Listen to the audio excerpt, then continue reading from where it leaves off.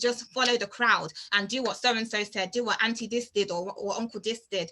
Look at what your child is and look at your child's strengths and pick the school for your child, okay? My mum is on this call, and she's the one who literally started all of this for us. She's the one who, when my older brother was doing 11 plus, didn't know about it. She was just like, okay, there's a local school down the road, until she was like, no, there has to be more than this. And she literally started the journey for all of us. So she's the one who's given me the training, which is why I now do this. So thank you, Yemisi Akindele.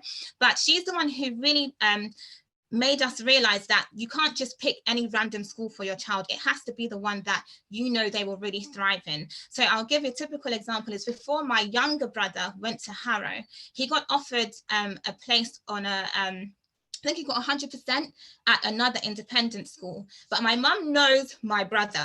He's probably the smartest person I know in terms of academics. However, he's very laid back.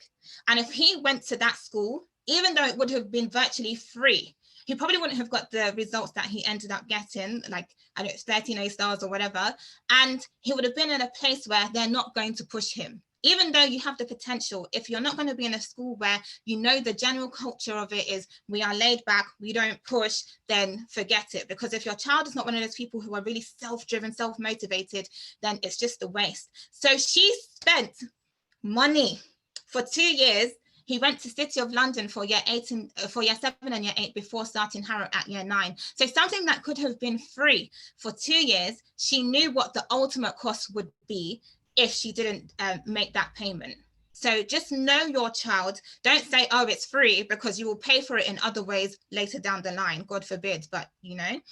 Okay, so here we've got, this is a school called Westcliff High School. This is in Essex. It's a grammar school. It's okay. It used to be really good, but for the past 10 years, it's kind of gone downhill. And one of the reasons for that is because a grammar school is still a state school, so it's still state funded as well. When they have funding cuts, especially what happened when the Tories came into power and we had all of those cuts after the 2008 crash, it affected a lot of these kind of grammar schools. So in terms of resources, they didn't have them. Textbooks, they didn't have them. Supply teachers, they didn't have them, or they had them. And what we do is all of our children, we follow them through. We go up to GCSE and A-level. So we see our 11 plus children, we see them when they're now doing GCSEs and A-levels, and we can see when their work is not being marked. We can see when it's a different teacher looking at having them every week. We can see the issues that are going on, which is why we're still working with them now to ensure that we're filling in the gaps that the schools are leaving, okay? So grammar schools are good because they're better than just your normal average state school where the majority of people kind of have the same kind of vision, but it's still important to be on their case and on your toes, okay? With the day schools or independent schools, those are just private schools that are not subject to the rules of Ofsted or the national curriculum. So for example, this school here this is the headmaster from Westminster School, which is one of my favorite schools.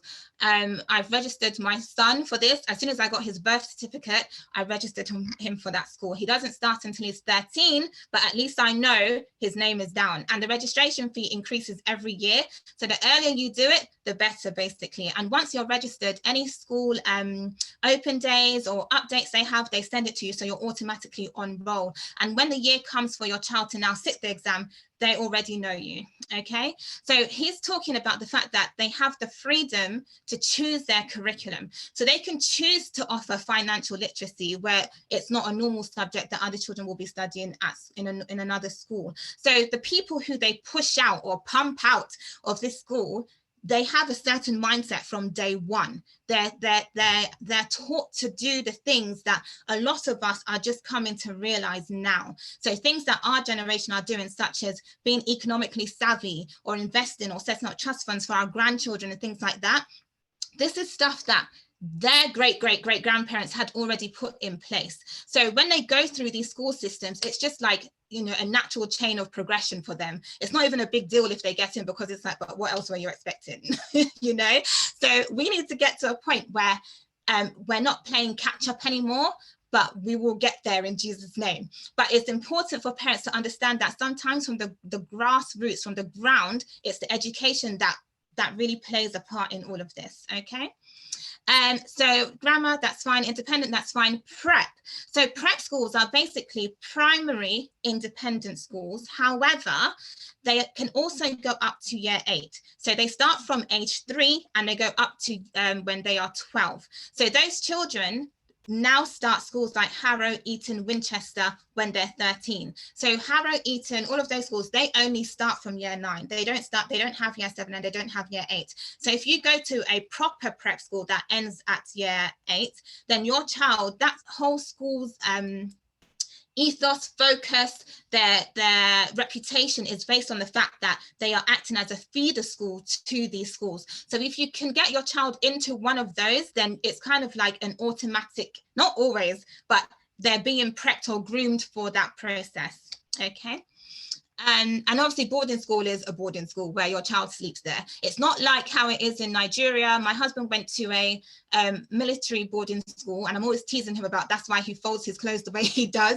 But but it's not, these boarding schools aren't like the ones that a lot of parents are afraid of today. They don't want to send their children there in case, you know, they come back scarred or something. So they're nice, okay. And so Harrow, Eton, those are boarding schools, and same for the girls, we've got boarding schools. But I would advise everyone to go and get a copy of the Good Schools Guide. You can get it from us as well. If you send Ellie an email at admin@littlescholars.com, littlescholarshouse.com, she will send you how you can get a copy of the Good Schools Guide. Okay, then something that's also interesting to know is the Independent Schools Show. So this is the one from last year. They've done their one this year virtually, but if you can just go on their website and register with them, every time they have a show or every time they have a conference, sometimes they have financial school fees planning, all of that, it will be there for you. So these are things that will be good for you to log on to or to register with. Here are a few exam results again. Here's Westminster, 90.9% of their grades were A star, 90.9.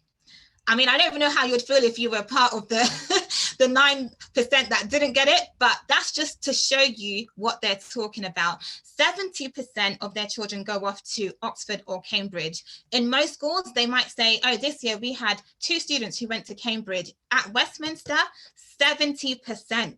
It's literally like a feeder to Oxford or Cambridge. That's it. This is the school that I went to. This is Southampton High School for Girls, and I'm also a member of their Bursary Strategic Advisory Board. So anyone interested in bursaries, you can speak to me.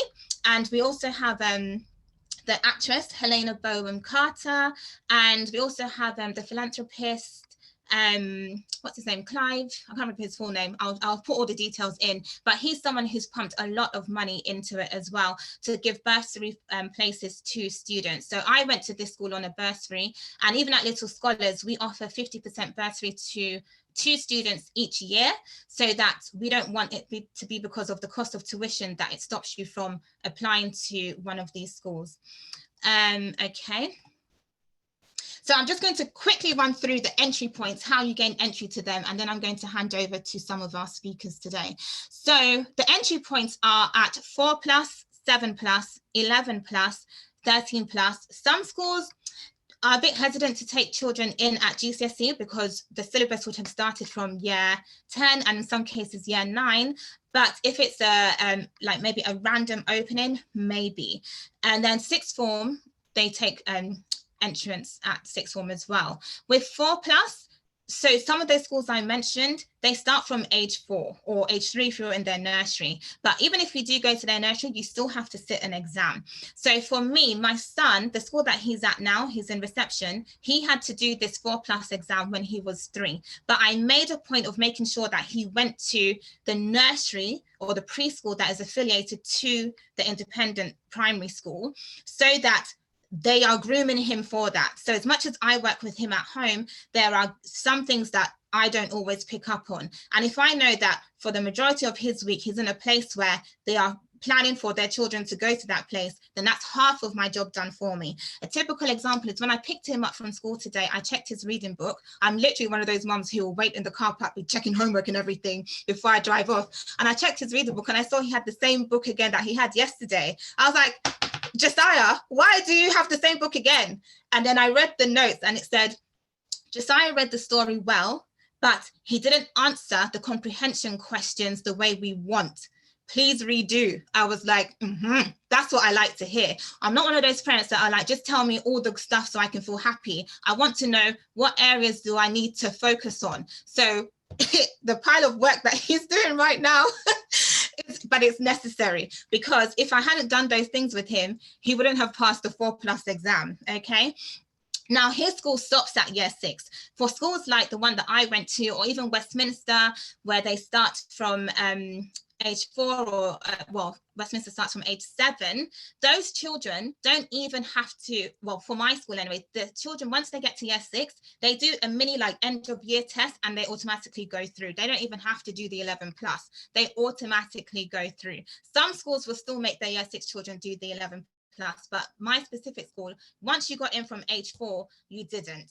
And at age 4, yes, you could do a test, but it's not always guaranteed that you can tell someone's academic ability. But for the fact that you've been groomed in that school from age 4 to eventually 16, you all come out with A stars. So it's not necessarily about natural ability. It's just about what you're being exposed to, the culture, the environment of where you're working. It's going to be impossible, not impossible, but it's going to be difficult for you to try and persevere and push on when no one else around you cares. So going back to that video of Waterloo Road, where you had one or maybe 2 people who are like, okay, in 10 years time, this is where I see myself, and all your classmates are like, where do you see yourself in 10 years time with a beard? It's not easy, basically. Okay, so those are the different entry points that you can gain entry to. And for me, because I knew that, okay, from age 4 he's going to be doing this exam, we started working from day 1. So I got this from my mum as well. When my brother who went to Harrow was in the womb, my mum started reading to him, so I started doing that too. These are my boys. This is Josiah when he was, I think it was about 3-4 months here. We started on this thing called My Baby Can Read. So literally, rather than just making them watch Dave and Ava or whatever, sometimes you can learn alphabets on Dave and Ava, but still, give them stuff. Whatever you give them is what they will pick up. If they don't see it, they won't know it. So show it to them. I remember my mum used to give my brother non-verbal reasoning as a baby mobile, or when he's sitting in his car seat, that's what she'll just put the non-verbal reasoning book in front of his face, and that's all he's seeing. So obviously it became a natural at it. So they were reading by 2. This is Joshua, he's 2. So these are things like games. Give them puzzles, let their minds be thinking. For them, they don't see it as work, they see it as just normal life. So when you do now try and get them into the habit of, okay, let's sit down and work, it's not a problem. It's not, oh, you're pulling me away from my show or whatever. It's just a natural part of life. So if you haven't started now, it's never too late. Just introduce it slowly. And the other thing is, because they are children and because they are young, go at their pace. Don't get frustrated if, you know, they're not doing it when you want them to do it. Just gradually build them up and they'll get used to it. I remember one time I was getting a bit frustrated and my mum was like, but you've just ripped the iPad away from him and you're expecting him to come and sit down because now you are ready for him. You have to let him know that there's a routine so he expects when these things are happening. And I was like, okay. So we are all constantly learning in this process, but these are just a few things that you can do along the way to help them. Okay, the other thing I want to go through is who exactly is teaching your kids. So we have tuition centres, we have Kumon, we have places like Explore Learning, and it's important for you to go and do research about each one. Don't just be paying your money to somewhere and you're not getting what you need. It's important for you to understand what you're going to get from the organization you're sending your child to. And it doesn't necessarily mean you have to send your child somewhere either. If you feel that you have the time and the dedication to do it yourself, you can do it yourself, but you will need to make sure that you're trained. And we do offer training for parents as well who want to do that. And we are also being considered for the National Tuition Programme. So we will be training up a lot of staff to help deliver tuition to 500 children nationwide who were affected by the lockdown, okay? So if you are interested in training and knowing what you need to do to be able to teach your children, you can email Ellie as well. But it's important for you to at least have an understanding of what you're doing or what your child is doing so that you're not kind of at the mercy of tutors or schools who are telling you things that might not necessarily be true. And I'll just give you a typical example. This is a parent who had been working with their child, and after coming to us, realized that there were so many gaps, and the child was just like, wow, I didn't know these things, and I need to know these things. Okay.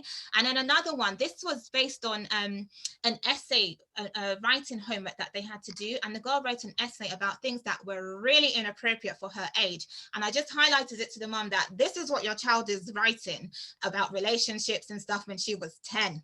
And the mom had no clue that she even knew about this. And people do this in their exams. We've had 2 students, and I know obviously you'll remember 2 students who went to their exam and really intelligent and did not get offered a place because in their exam they wrote about one boyfriend doing this to the girlfriend and all of this stuff, and it's based on what she's read, what she's seen around her. So it's important for us to put material in front of our children's eyes and fill their minds with stuff that's going to be productive, because what they take in is what they're putting back out. And it's not just, when they're talking to their friends, they're going off to put it into their exam bits and pieces as well. So it's very important for you to know and to understand who exactly is teaching your child.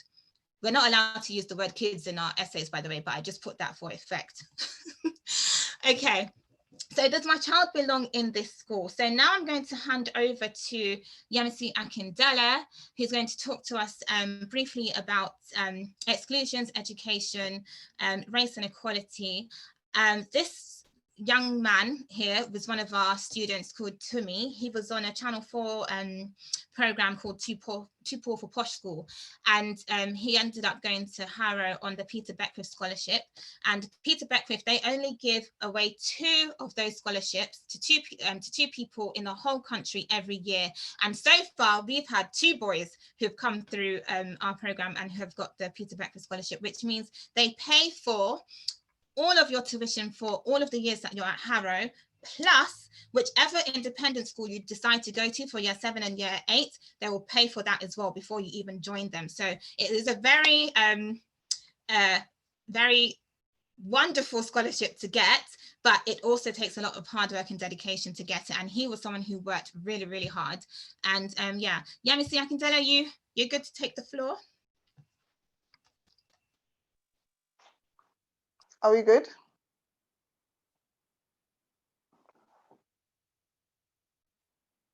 Hello? Okay. There's no sound. We can hear you. Okay, well, I couldn't hear you. Oh, no, I'm on mute. Okay. No, as in like there was no sound at all. Okay, good evening, everyone. Evening.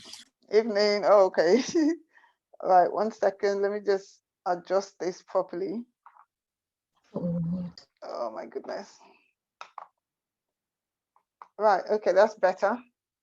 Right, okay, well done, Lola. That was absolutely amazing. Well, if I had any children now, obviously I know exactly what I'll be doing with them. So yeah, thank you very much for that information. Okay, so guys, I'm going to be talking to you about exclusion. It's so funny because I just wrote a paper on exclusion and it was really disheartening. It was really, really, I don't know what word to use actually, but it was just really terrible. The figures are painful. 6,635 children get excluded every single year. That's a large number, over 6,000 children. I mean, we're talking children, we're not talking adults, children aged from age 4, not year 4, from age 4 to obviously 18 get excluded every year, over 6,000 children. Out of that number, 20% of them are under 12-year-olds. So which means your children in the primary school get excluded as well. The question then is, why do they get excluded? Why? That's a really major question. Why do they get excluded? This week alone, I've had a couple of parents that have come to me. One parent who I'm assuming and I'm hoping is actually on this web this evening, got in touch with me over the weekend. Yeah, it was over the weekend. Her pastor had passed my details on to her. And her son was being threatened with exclusion. And what had this boy done? But thank God for mothers who are with it, because this mother was definitely with it. something had happened, and I'm not going to go into that because that's just story. But whatever happened was not the boy's fault. This was something that had happened in the dining room, which had something to do with the dining lady and not to do with the child. And immediately, this information was passed on to the deputy head teacher. The deputy head teacher immediately sent an email to the parent, literally branding this child a thief and threatening exclusion. And of course, the mom was like, he's not that kind of child. And this is what Lola was saying earlier. The first thing you have to do when it comes to schools is know your child. There are certain things that they will say to you that you know for a fact that that is definitely not your child that they're describing. So it's really important that you know your child. So of course, this mom received this message and she just lost it. So her first point of call was to get in touch with the school for them to give her an explanation. They still insisted on what was going on. And then she got in touch with me. I mean, wasn't a big deal. I just told her exactly what she needed to say to them, what she needed to write to them, and definitely copy me into it. She did. And one of the things that I requested for was, after requesting for the exact examples that we needed, I wanted them to make sure that, first of all, they withdrew that statement. And secondly, they made a public apology, because it was really important. And we do not want to see it on his records either. Because if your child gets excluded from school, it remains on your record forever. It cannot be removed. You can check it out. It stays on. The only thing, if for whatever reason you then do what we've done, which is to prove that this boy had nothing to do with the situation, all they can do is put a note on there, but that would still be on that record. They can only put a note. So it's really key that you're totally on board with what's going on. Now, obviously, by writing to this parent, by writing to the school rather, and making sure that the school knew that she knew what she was talking about and she had been in touch with me, and obviously I work in a law firm, clearly, they withdrew that statement. However, I had another parent who got in touch with me, and I'm sure she's also on here. Unfortunately for the child, I think the child had fought, and that's something that there's no excuse for it. When your children go to school, there are certain things that, right from when your children are young at home, there are certain things that you must instill in your children, that no matter what happens to them outside, they know exactly who they are and where they're coming from. But unfortunately, that's not what we're seeing. We're seeing kids, in fact, we're seeing kids from Christian homes, from pastors' homes, from all those kinds of homes that we obviously assume, no, my child will never do such things. But unfortunately, these things are happening. For a child to be fighting on the bus, fighting on the streets and things like that is totally unacceptable, regardless of what had happened, because sometimes, of course, they're provoked. And the typical thing is, of course, she slapped me first, she kicked me first, then you're going to retaliate, which is understandable. But before, unfortunately, you get to make that explanation, what has happened? You're the one who's been victimized. And then the first thing that obviously we as Black people, Black parents, will first of all say is, oh my goodness, she's been racist towards my child. I don't think that's always the case, but of course, in some cases, that's the situation. But when you actually see what's actually gone on, then what do you do? So my thing is, train your child, train your children. It's absolutely important, because exclusion is real. The things that they exclude your children on, for those of us who have children who have learning difficulties, your children could be excluded on that. So you need to know the grounds. Why is my child being excluded? Is it because my child is not learning well? If your child is not learning well, if they're falling behind in class, that is not a reason for your child to be excluded from school. So you need to fight that. If you don't know what to do, there are so many organizations that you can get in touch with. You can get in touch with me. You can get in touch with, there's an organization called Quorum Legal Center. You can get in touch with them. You can get in touch with me at Obaseki Solicitors. I'm sure Lola will give you all that information. Your child must not be excluded from school because you as a parent have a problem with the school. So if for whatever reason you have a problem with the school, that should not affect your child. So there are certain things that you need to know for yourself that should not allow the school to exclude your child. However, in the unfortunate event that your child does get excluded, you can appeal that exclusion. For example, I'm dealing with a situation right now where the child has been excluded for 16 days. The maximum number of days that your child could be excluded from school is 45 days. Out of those 45 days, the first 5 days, the school has an obligation to make sure they're providing full-time education for your child. And if that doesn't happen, then you have to report it, because that shouldn't happen. Anything between 5.5 days to 15 days, the school should provide alternative provision for your child. That could be in some unit somewhere, or even in another school. If for whatever reason they're not comfortable in that school, maybe because the other person is there, who they've had an issue with or whatever it is, but they must provide an alternative education for your child. So if your child is just sitting at home, not getting any form of education, then you need to report that. Then going back to the between 0 to 5 days, if your child is excluded, as I said, the child should have total education from the school.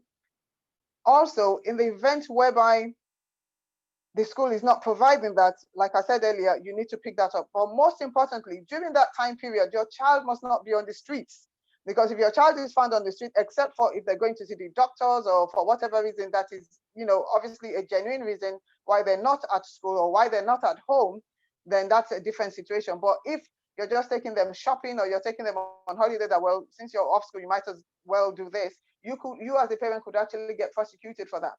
So you need to bear that in mind as well. You pay a fine. There's a fine between £60 and £120 for your child being on the street at that time when he's being excluded from school where they should be at home, or you could actually get prosecuted for it. Now, if your child is excluded from school for over 15 days, which is very common, you can actually appeal it. You can appeal either of the times, 0 to 5, 5 to 15, or over 15 days. You can actually appeal it. And for you to do that, you have to write to the governors, because the headmaster, again, you have to also understand that the only person who has the jurisdiction to exclude your child is the headmaster, not a form tutor, not the deputy head, not a teacher. Only the headmaster has that power to exclude your child. That's the law. If anybody else does that, it's unlawful and it's illegal, and you can sue the school for that. So if you want to appeal the exclusion, you can appeal the exclusion and you can write to the governing bodies. It has to be in writing. Now, there's no obligation on the part of the governing body to say, okay, we're going to give you the audience if it's between 0 to 15 days. But if it's 15 days and more, it's an automatic meeting. But guess what? Unless you make the request, well, it's automatic if it's over 15 days, but anything between the 15 days, 0 to 15 days, you actually have to make the request. Sometimes they can reinstate your child. Sometimes they might just say, okay, you know what, we'll reduce it. But most importantly, there must be a good reason for you wanting to appeal it, which means you've had a good discussion with your child and they followed the procedure. And what is the procedure? Obviously, they need to make sure they've written to you, they notified you in writing, and your child had the opportunity to talk about what actually happened. If there were any witnesses or any statements that were written, you as a parent should be given a copy of it. So it's not to say that, okay, your child said this and that other child said that. You don't know what the other child said. You only know what your child said. So you should be given a copy of whatever the other child had said as well, so that you can look at what they've said and look at what your daughter has said and question your, well, I said daughter, it could be son, whatever your child has said. So it's very, very important that you know your rights on this. You contact the school, you actually request, but it always has to be in writing. And most importantly, you ask for your child's school record. Now, don't get me wrong, your school record and your school report are two different things. Your school report is obviously your academic business, but every child has a school record where they record everything that goes on. If they're late, if they've been naughty, whatever it is, it's all recorded, it's all in a record. So you are entitled to have a record of your child's, a copy of your child's record, but you have to request for it in writing. They might ask you to pay for photocopying of it, but obviously, I mean, what's paying for photocopying if you want to know what's going on in your child's life? So it's very, very important that you know your rights on this situation and know what you're supposed to do at every point in time. But most importantly, if any one of you, or if you know anybody whose child is on exclusion right now, if they're still on exclusion, you have the right to write into the governing board for a meeting, wanting them to look at it all over again because you do not believe the information that the school has been considered appropriately. Or in some cases, maybe the headmaster has not even interviewed your child. So in that case, whose information has been passed on? Why has your child been excluded? So you need to know, what does the headmaster know? Because the headmaster might not have the full picture. So you want to make sure you yourself are very sure and very clear as to what has actually gone on. I realize that there's quite a few other speakers that want to speak on this. If there are any questions that you want to ask me concerning this, I'll wait till question time and then we can talk about it. But for now, I want to say thank you very much for attending this event. And I really pray and hope that everything goes well for your families. Thank you. Thank you so much. Thank you. God bless you. Okay, thank you so much. And leading on from that, we've got one of our guests who's trying to get in. It's just that our thing is at maximum at the moment. So I'm going to see if we can get someone to come out for a minute so that he can come in. And he's a teacher at an independent school.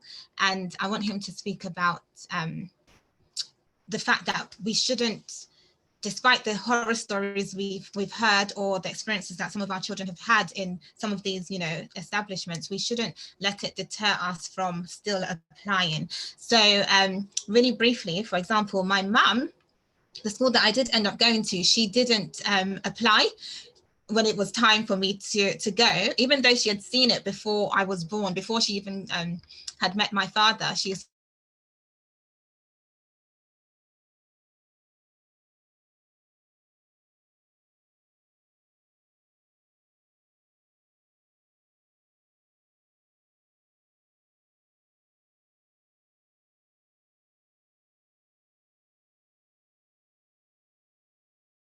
I'm always teasing her because I'm like, Mom, you know, I think you underestimate how bright I actually am.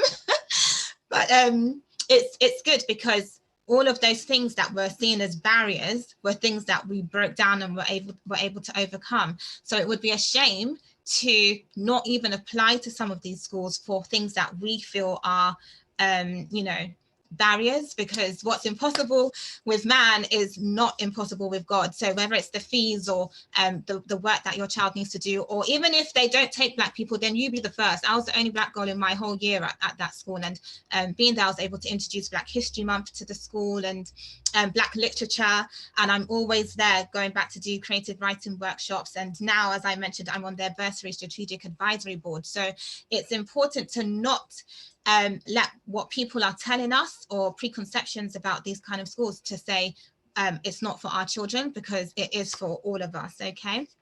And let me just see, is Anthony in? I'm not sure if Anthony's in yet, but before he does come in, I do want to ask Mrs.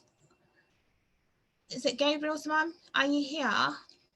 Because I've asked Gabriel's mum to speak about some of her experiences as well that I think parents would, it would be good for parents to know about. Gabriel's mum, are you here?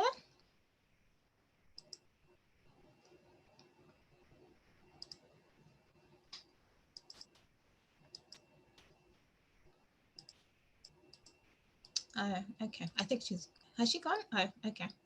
Let's see.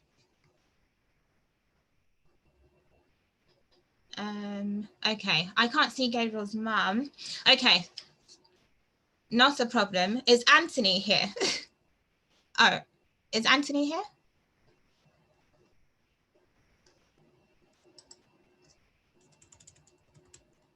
Okay, I'm just gonna, Ellie, could you let Anthony in, please? I think he's trying to get in. Thank you.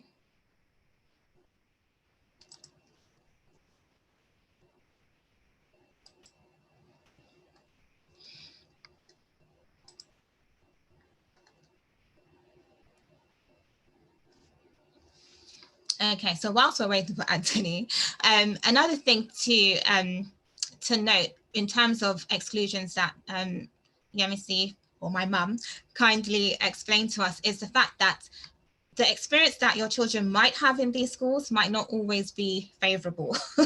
And I think it's a case of understanding that before they get in there, it's important for parents to kind of prepare them for what they're going to see, what they're going to be around. For a lot of these people, as I mentioned earlier, it's almost like it's a generational thing. It's something that's expected of them.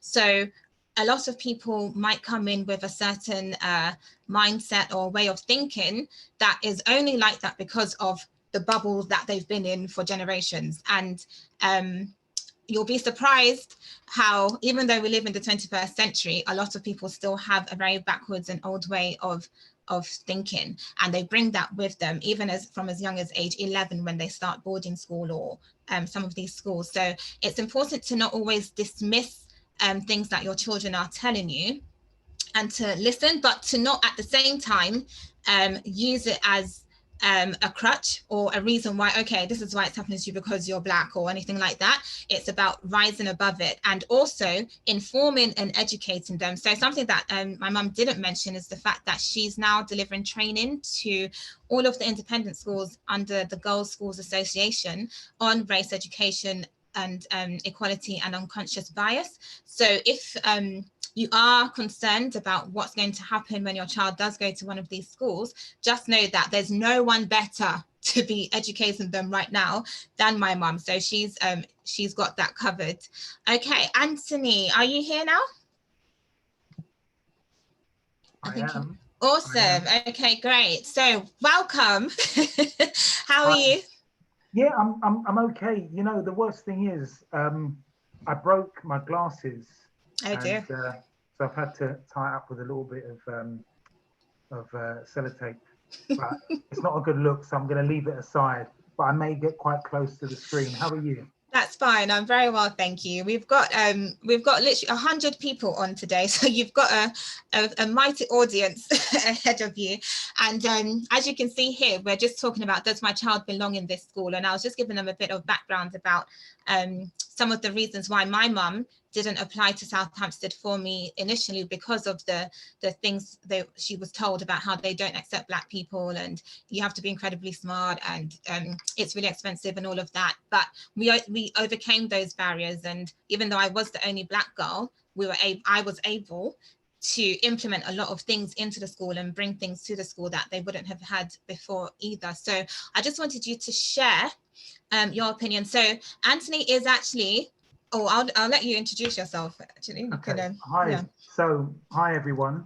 My name is Anthony Kyler, and I didn't know whether to say where I teach. Yeah, you can. I've said it already. So yeah, I do. I teach at Southampton High School. This is my 6th year, so that will tell you a little bit about my experience. Really enjoy it there. So what I'm going to do is I'm just going to split my talk into a couple of sections.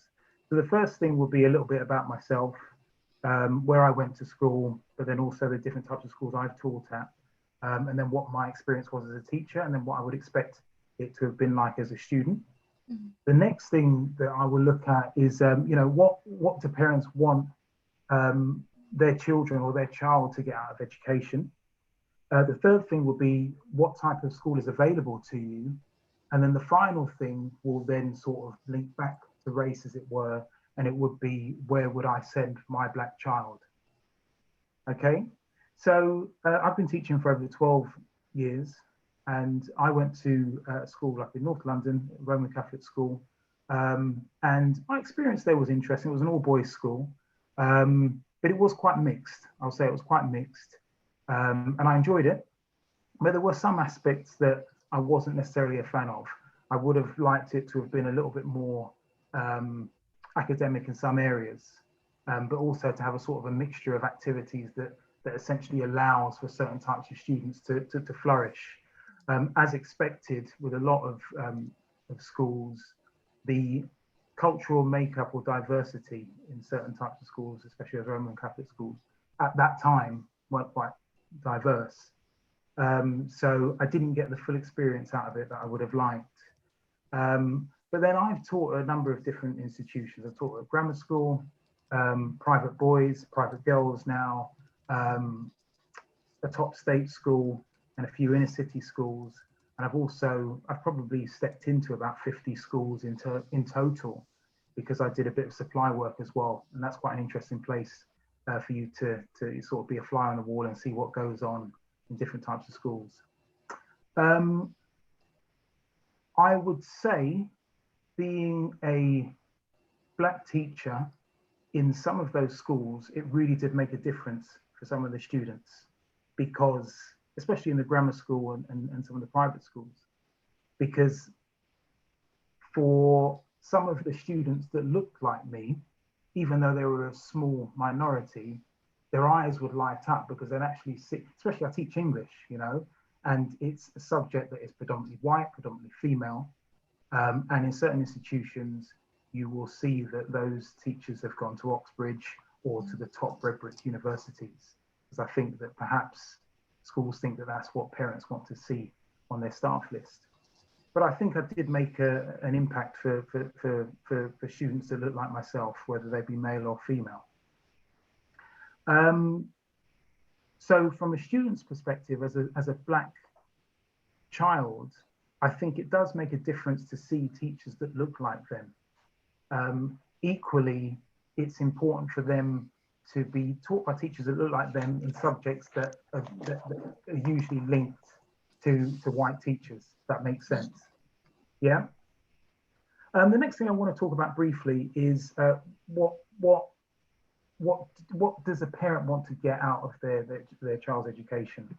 Now, the thing about that is that you've got two strands, several strands, but I'm going to focus on two. There's the one side where a parent's trying to, a Black parent is trying to look for academic excellence. Now, with that comes a range of different activities that you might have at the school, especially if it's a grammar school or private school. So debating, music, sports, team activities, and things like that. So there's certainly a range of things available. Now, if you're pushing just for academic excellence, if the school doesn't necessarily have a sense of looking at the student in a holistic way, so focusing on well-being, well, essentially overall well-being, because the thing is that it encompasses a number of different things. You see what I mean? And what their mental health is like, and so on and so forth. You could have some issues there. Do you see what I mean? So if the focus is just on academic prowess, then yes, you are going to get a certain result at the end. But if we then flip towards the other type of school or other train of thought, it might be that the parent just wants their child to just get on and be happy. Now, that is extremely positive, but we have to understand, I'm just needing some notes come through at the bottom. We have to understand that if a Black parent puts too much, gives the school too much responsibility to say, right, you need to be the teacher, the nurse, the counselor, this, that, and the other. If you put all of the responsibility on the school, then you don't really have a leg to stand on when that student comes out with results that you don't think are good enough, you know? So it's really down to the parent to take that responsibility to say, right, okay, what's right for my child holistically? What is it that they need? And how can I sort of facilitate their journey? So I think it's really important for parents to think about what it is that they want. So they need to get that balance right. I want to move on to what type of schools are available. So you've got your independent schools, whether they be high achieving or not, your top grammar schools, top state schools, and you've got your academies. Now, what's that? Oh, I can hear someone in the background. That's going to be me soon. Little baby in the background. Now, the thing is that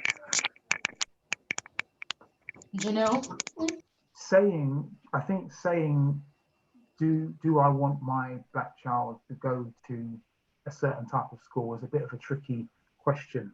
And the answer is even trickier, because I've taught in inner city schools and they've been predominantly Black.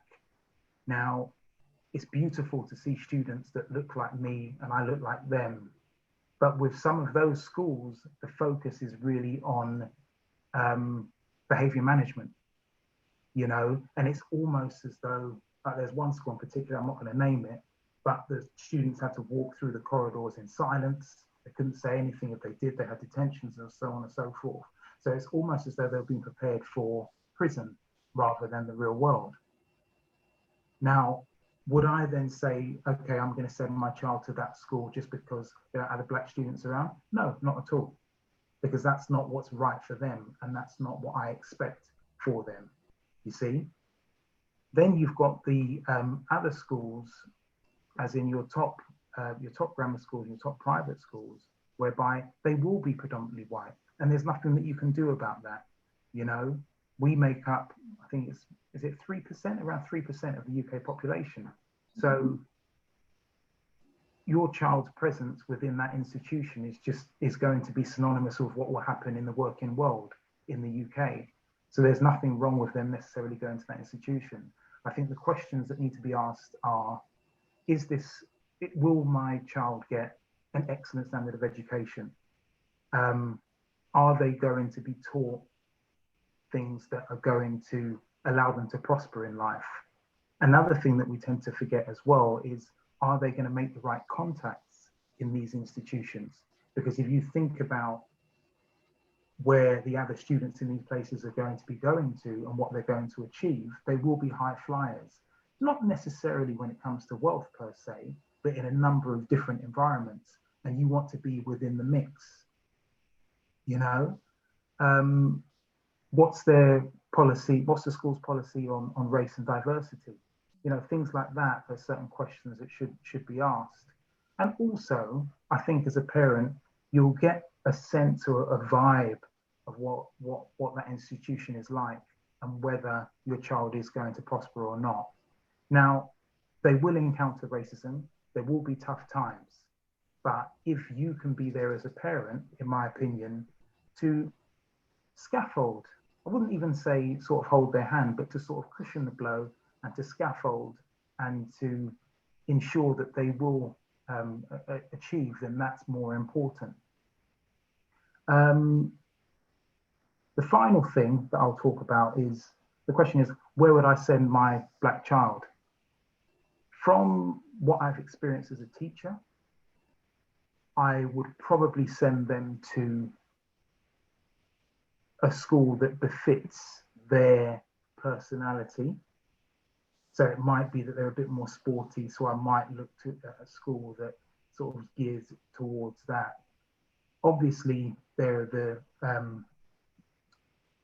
the academic side as well. So I want to send them to a school that drives them academically, but also one that is aware of who they are. Now, what I mean by that is seeing their color, seeing their race, seeing a sense of their heritage and what they're about and where they're coming from, and being essentially aware of them holistically, and understanding their needs.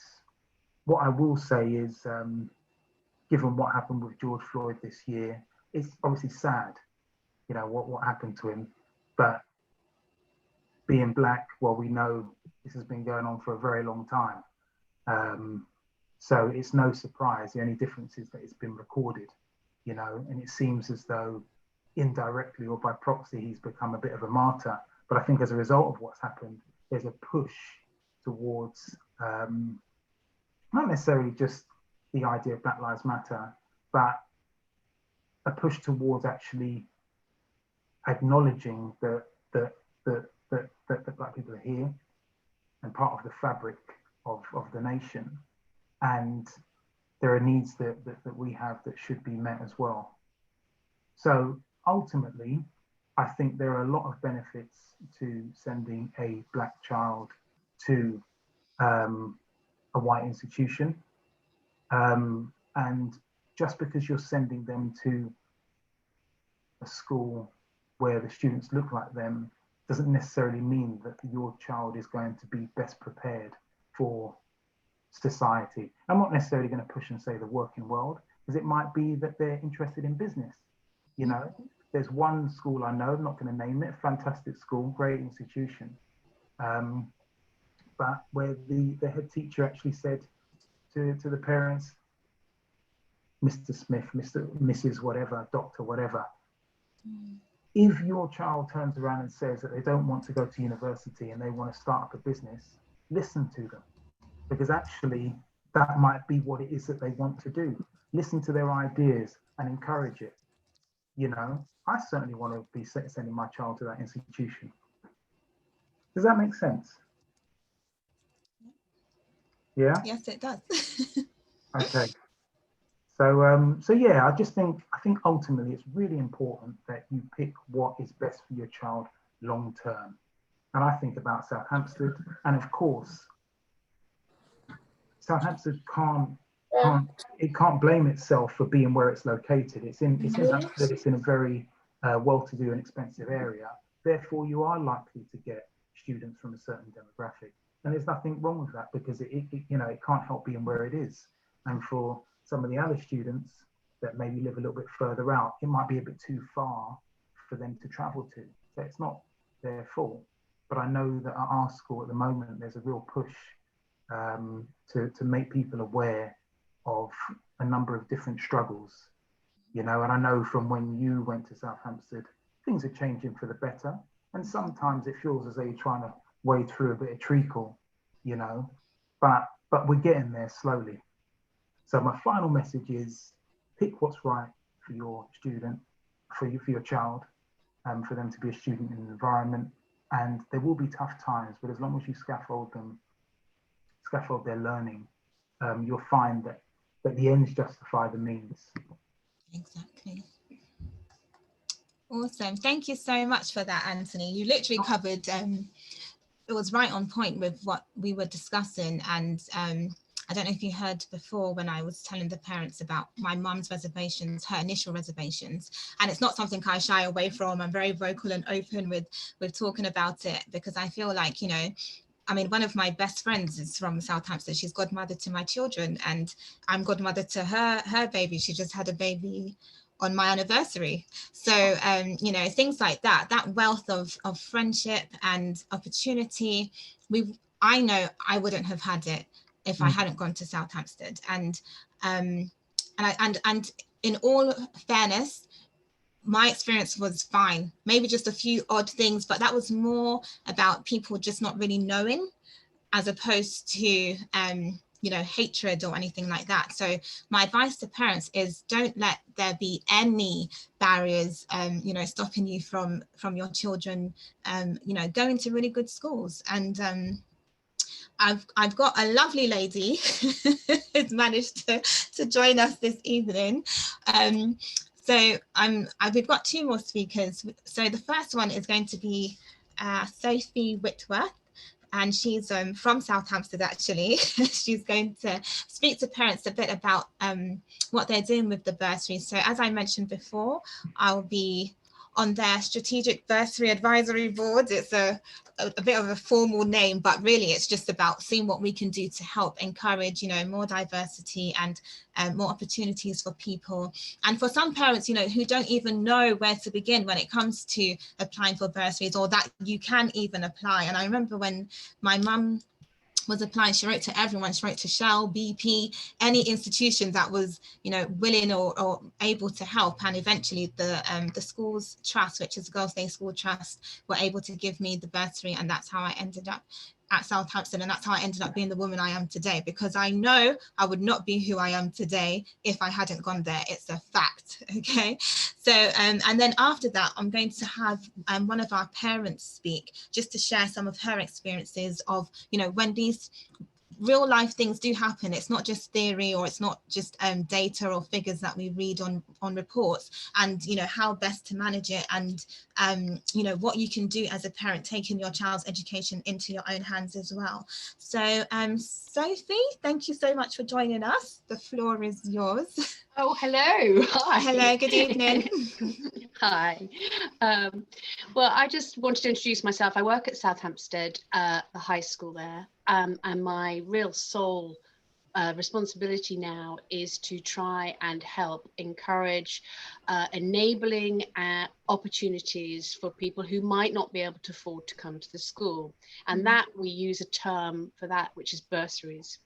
So I just wanted to sort of touch on some of the things Anthony had mentioned, actually, because we are not perfect, and we know that in terms of diversity and inclusion, and we definitely look to some of our bursary families to guide us through that process. And Lola, I know you yourself went through that process and have been, if you like, with us, trying to guide us through that process too. So I would never put our hand up to say that we are perfect at this, but we do have a really long history.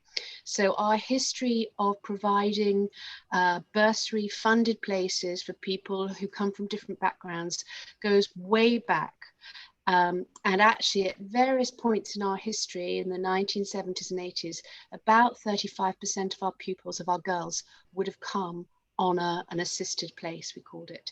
So it's not something that's completely new to us. I'd also say that although we sit in Swiss Cottage, South Hampstead, in a very affluent area, we do still have a very diverse intake for our school, ethnically. So that is, it is not a school where you'd walk through the doors and feel like you were the only person of colour. You just wouldn't. It's not like that, our school. So I just wanted to say that we are really trying to increase the amount of bursary support and bursary places we can offer. And we offer those places at the moment for people who are joining the school aged 11. We call it 11 plus. And also for people who might like to join us at sixth form, we call that 16 plus. And again, touching on something Anthony said, at 16 plus particularly, we feel we can really help, not in terms of academics, we're a very academic school, but academic children, bright children will do well wherever they go, they will.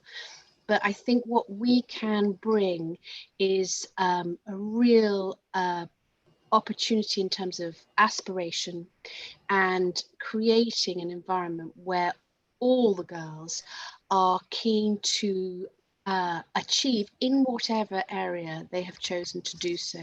And we've got very, very talented and able staff who can guide you through that process. And I think that's something that we can really add at that stage. So as I say, we're offering bursaries at the moment, both at 11 plus and 16 plus. And our application process now, unlike Lola, who had to go, her mother had to go around all sorts of different places to try and find funding, we have control of our funding. So all you have to do is go through our application process and highlight that you might be looking for a bursary place. You don't have to go and find the funding for that bursary place anymore. So obviously what I should have said, I think you've been said before, is that we are an all-girls school, but within that, obviously we take anybody from any background, regardless of where they come from. But we basically want girls who have aspiration and ability. We also take very varied types of girls. I think South Hampstead has quite a reputation for feisty girls, Lola, you being one of those feisty girls. But actually, we're very accommodating to much quieter people who are interested in science, people who are interested in music, people who are interested across the board. And I think it is an accommodating school in those areas. So I don't know whether there's anything particular that you wanted me to talk about, Lola.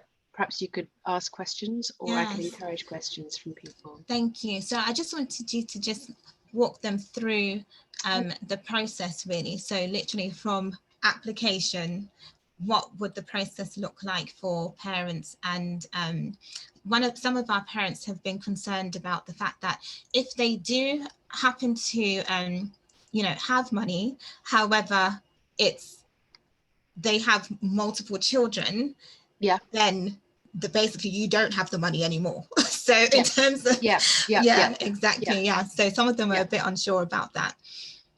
Okay, so the first stage, if you were interested in South Hampstead, and what we'd first of all say is we encourage you to attend one of our open days, or to have an interview or a discussion with our admissions lady, who's called Kirsty Irons.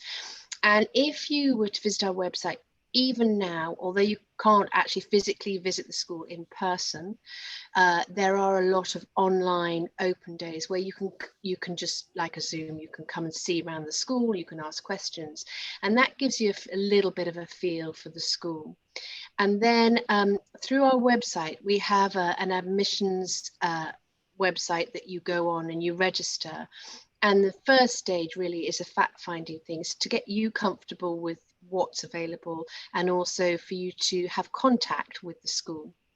So the next stage would be actually to make a registration, and it's at that stage you'd highlight if you wanted to seek bursary support. And our bursary applications are actually handled by our umbrella organisation, which is called the Girls' Day School Trust. So it's an organisation of 26 schools across the whole of the UK. And what they look at is they look at a whole range of aspects, from income, household income, through to ownership of property, that kind of assets, but also demands on a household's income. So that would be taken into consideration. So if you are supporting multiple children, absolutely there would be a consideration taken in for that. Also, the bursary awards range from 100% right the way down to 25%. So sometimes people might not make the initial 100% bursary, but they might be able to get an award of a contribution towards fees as well. So that process happens right at the sort of second stage. So the first stage is you fact finding, and you get to sort of see the school through open days and things. Then you make an application, and at that stage you highlight that you might be looking for a bursary. And then the next stage is the admissions process, and this is quite complex. For both 11 plus and 16 plus, we have an examination. And that is for 11 plus, that is an examination which is run through the London Consortium of Schools. There are, I think, 13 schools in that consortium, and they all have the same examination. And I guess what your parents might be familiar with is it's based on verbal and non-verbal reasoning. And that's the first stage in the application. And our admissions manager would be able to share sample papers so that you could see the kind of thing. But the exam is designed not to test people who have been tutored or have been given extra help. It's to test non-verbal and verbal reasoning. So they're much broader in terms of just testing ability. And then from that stage, we do have a face-to-face interview. I'm not sure how that's going to work this year, actually, but there would be a face-to-face interview with the candidate. And at that stage, we would also ask their current school to give a reference. And that is the same for both the 16 plus and the 11 plus entrants. And then following that, at the point when a candidate is offered a place, that is when the bursary application process would start to go through. And as I say, that's handled by the Girls' Day School Trust, and they have specific people who would mentor parents through that process. There's quite a lengthy application form, I have to confess. It's not very friendly, but they do have people who would mentor you through that process. So that is the stages. And as I say, at the moment, we have some deadlines for those entries. And I know that for many people, particularly at 16 plus, our deadlines are way before anybody's even started to think about the fact they might want to move on school at that stage. So if you went on our website, you would see a deadline for 11 plus, and that deadline's on the 18th of November this year for entry next year. And for our 16 plus, the deadline would be the 9th of October, again for entry next year. But what I would say is for our bursary candidates, we will be very flexible on that. So don't fret if you're nowhere near thinking about it, or you haven't had any discussions and you were interested. The first thing probably is to look on our website, go into the admissions section, and then have a conversation with our admissions manager. Fantastic. Thank you, Sophie. I've got two questions from some parents here. Okay. The first one is, I'm thinking of applying to have made it clear. I'm thinking of applying, but one of the schools I've applied to has made it clear that they only offer bursaries to one child per family. Is this the case across all schools? Is that... Absolutely not, no. Certainly not the case with us, and I know for a fact that is not the case for a lot of the other London schools, and certainly not for the Girls' Day School Trust schools. So obviously the Girls' Day School Trust schools, they cover a whole range of places in London. Yes. So no, that's not the case. Okay, awesome. Thank you. And there's another question. How early are you able to register your interest for a child getting into South Hampstead, please? Yeah, we do it on a year-by-year basis. So we tend to start the registration process in probably the June, July of the previous year. So for example, we'd have started registration for entry next year, September 2021, in June or July of this year. Awesome. And just to confirm, the girls who enter from the prep school, they automatically go on to the senior school generally, unless there might be some concerns if they might not cope. But my understanding is they generally just go straight on to year 7, don't they? Most of them do, but Yeah. exactly that. We do actually, there are some that we kind of have, we consult with their parents and suggest that maybe they won't be best suited to stay at South Hampstead. So there are some, but most, in the whole, most of them go through. But we always have at least 55 plus new places available at 11 plus. Awesome, thank you. And I think we've got one more.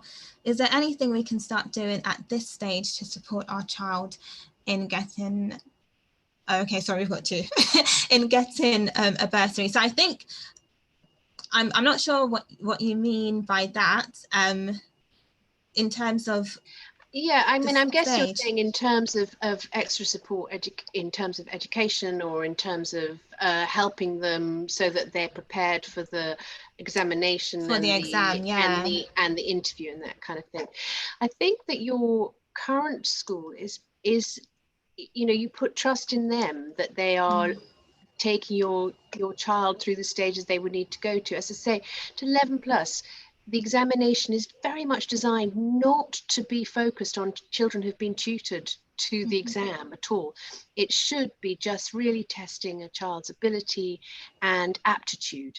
And so actually it should be unpreparable for. But of course, it always helps to give your child a little bit of experience in doing those kind of questions, because otherwise it's very, very scary to go into an exam and see a paper that you've never seen before and know what to do. So yeah, I would say, you know, it is worthwhile getting some past papers, talking through them, just so they're comfortable. Exactly. Thank you for saying that, Sophie, because I know a lot of schools say you don't need to, but in reality you do. And as in, you do need to at least practice or be familiar with it, especially for the children who go to maybe state primary schools where they don't get to do verbal or non-verbal as part of their curriculum.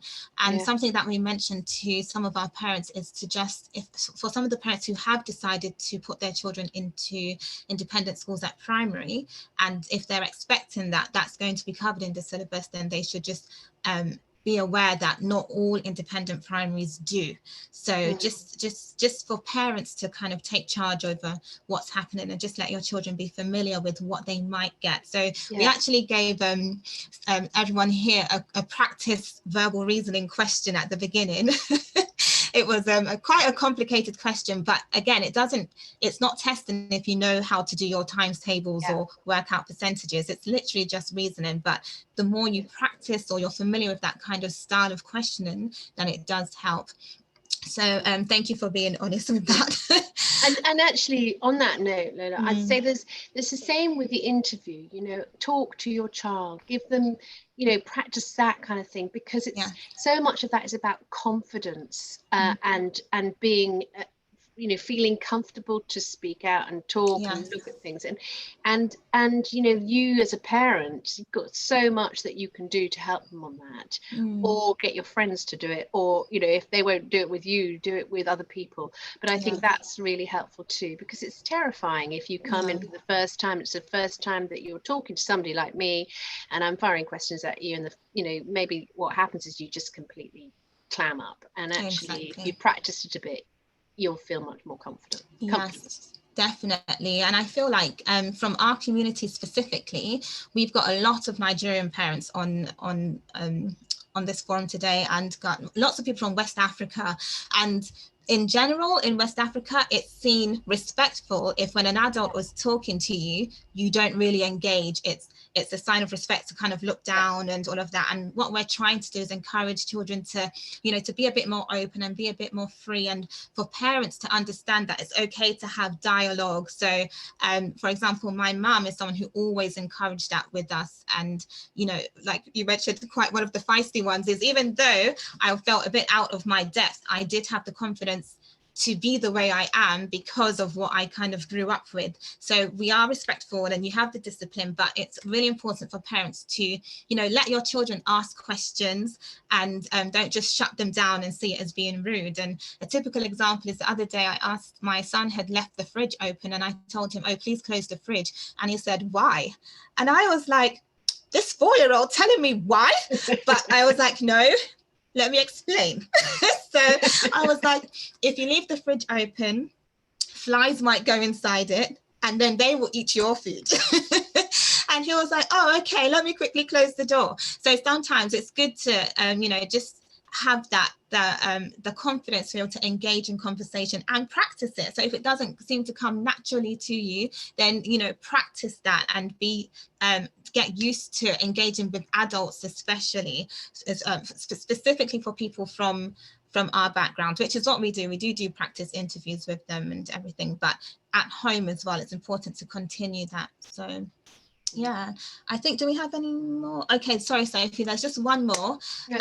How many students do you take in on average? So how many places are available, and then how many places do you get taken for at your 11 plus entry and 16 plus entry? And it's not, the question says, is it catchment based? But I know it's not catchment based. So no. Yeah. No. Okay, so as said, at 11 plus, we take in new upwards of 55 places, and we hope that next year at least 6 of those will be bursary places. The whole year group as a whole, because we have people coming up from the junior school, as you mentioned, Ola, would be about 120. Okay. And then at 16 plus, it's slightly smaller. So we would have around between 60 and 80 actually girls in our 6th or lower 6th, as we call it.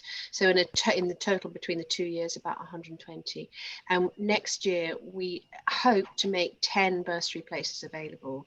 So you know, there is definitely there are availabilities there for people who are right and would like to come.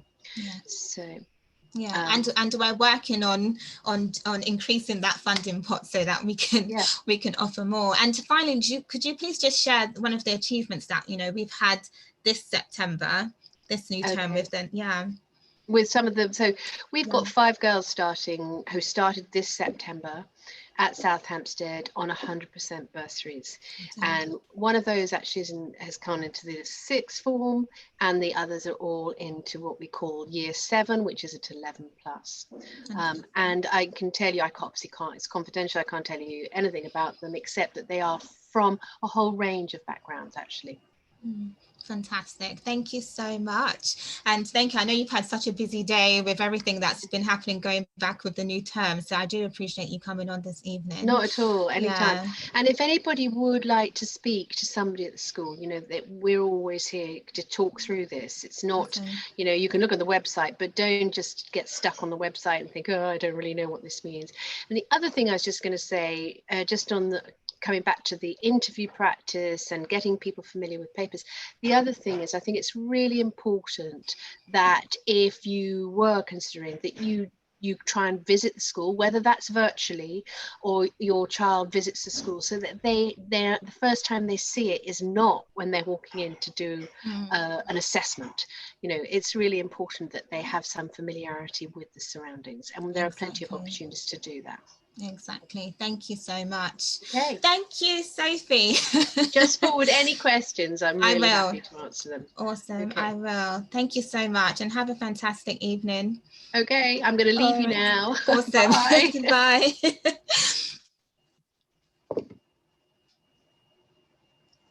Okay, so thank you guys for sending in your questions as well. I hope that was a bit helpful, and that's literally just one example. So as she said, different schools do have different criteria when it comes to bursaries, but in general, in terms of siblings, most London schools especially do offer, they don't have those restrictions in place. So even though what she said was specific to South Hampstead, a lot of schools do offer it, because every independent school by law is a registered charity as well, or is affiliated with a registered charity. So they do have a sum or pot of money that they have to spend each year. The only thing with South Hampstead is, as you mentioned, it's not the school's money, it's part of the Girls' Day School Trust. So that's one of the things that we raise money for, and then all of the schools have access to that pot. So the new advisory board that they've put together is in order to raise money so that the school itself can also provide bursaries independently of the Girls' Day School Trust, so that we're not limited to dividing that pot between all of the schools that are in that trust. Okay, so just for you guys to have an understanding of how to apply for bursaries and what they mean. And let me just quickly talk about the difference between bursaries and scholarships. So bursaries are based on your financial situation, as well as how you perform. So if your child does do well and you need assistance, then they will hopefully give you the assistance if they have it. With scholarships, they don't care. You could be Prince Harry's son, you could be as rich as you want, but if you apply for the bursary, the scholarship paper, and you pass that scholarship exam, then you can get it. So one of our students who did have a lot of money but passed the exam for one of the top schools still got in on scholarship. And as Sophie mentioned, sometimes scholarship could be 100%, sometimes it could be only maybe 10% or 25%. So it's also good to look at what each individual school offers. So don't be, kind of dazzled by scholarship and not actually knowing how much it is, because you might still have a big bill at the end. But one of the things I do want to encourage is for us to work on moving away from looking for scholarships or looking for bursaries and being the ones to provide those, okay? Which is why, as I mentioned before, with us at Little Scholars, we offer 2 bursary places every year, and we do 50%. The reason why we don't do 100% is because we want there to be some aspect of responsibility and ownership on you guys to take it seriously, because for some reason, sometimes when things are proper free, you don't take it as seriously. So we do want that commitment as well. But every year we do give 2 bursary places to students, 1 boy and 1 girl, across the year groups. We start from age 3 up into G4 up into GCSE. So I hope that's been helpful, and I hope that not just us but our children will be the ones who are funding these scholarships for people one day. So for example, this Tumi, this boy Tumi, who you saw at the who won the Peter Beckwith scholarship, he won a Peter Beckwith scholarship. That's the name of the man who provides that sum of money to 2 students every academic school year. He is a person and he does this.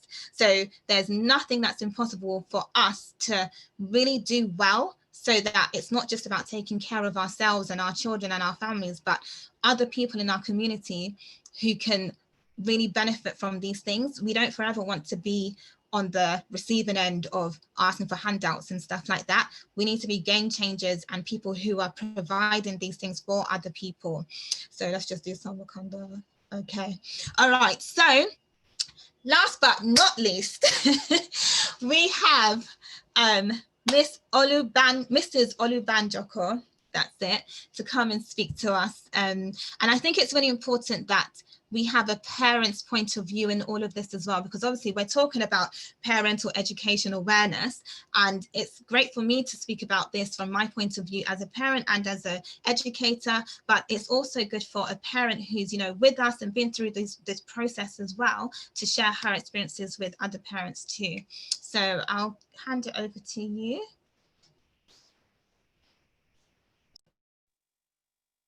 Hello, good evening, everybody.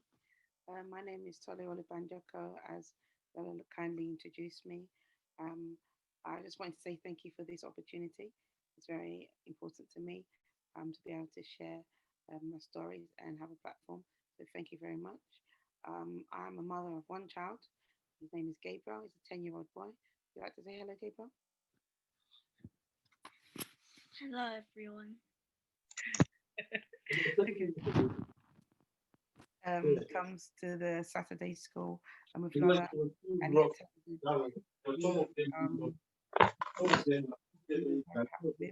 we've seen the progress. But today I'll be talking about a bit about homeschooling. So in terms of homeschooling, definition for homeschooling is kind of homeschooling means learning outside of the public or private school environment. So Gabriel was initially in state school from when he was 4 years old, and that was fine. He's one of the top children in his class, him and another girl, and everything was fine. It's just that when we went for one of the parents' evening or inspect, because the school was really good and we had no fault with the school, one of the inspect the books kind of every couple of weeks, there was some work missing, and we said, well, what's the situation here? Oh, Gabriel's very good, but he's helping teach the other children. So, well, that's very, very good and everything, and that's wonderful, but I want a personal education for my son, and I would like him to get the learning as well as, you know, as well as help teach the class, but, you know, I want a personal education for him. And it was like, okay, this is a state school, so there's other, at that time, 24 other children in the class. I thought, okay, that's great, but I really want something more tailored for his needs. So we took him out of the state school, and then we put him into an independent school.